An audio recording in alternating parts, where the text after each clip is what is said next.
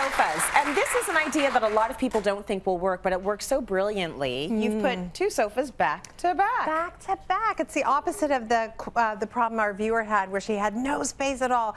This will work really well if you've got that big empty basement. Right. And you're trying to figure out how can I create spaces for grown-ups and spaces for kids. Back-to-back sofas really helps you do that. So on the one side, we've got where Tracy is, we've got the adult setting. We've got a nice coffee table books. Yeah. Let's say opposite that sofa is probably going to be a nice TV unit, so that's where you sit and watch your City Line episodes and all that kind of stuff. And then over here where I am, this is the kids zone.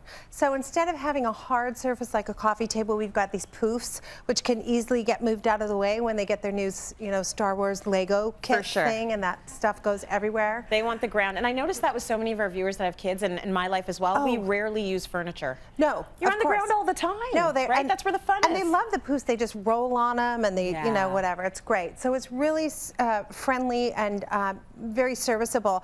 And often what happens in a big space is people will try to create one seating area, and it's just drowning. So if you're sitting in a sofa and the person across from you you're having to yell to, chances are it's not a great conversation zone. Right. So this is a way to create two smaller conversation zones. Yes. And in a party, it can be really fun too. So if you also will work in a big open concept if you have a large space. Right. You really do need to have that large space though. But when I saw this design yesterday at our production meeting, I thought, why am I not doing this in my basement?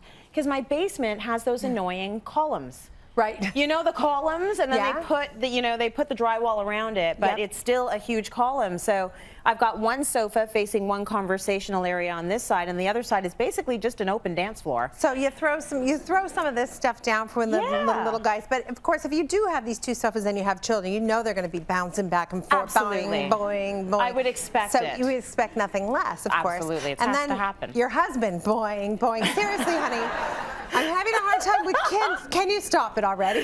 Right? Back in the day when we were growing up and the basement was like it just never got finished. Right.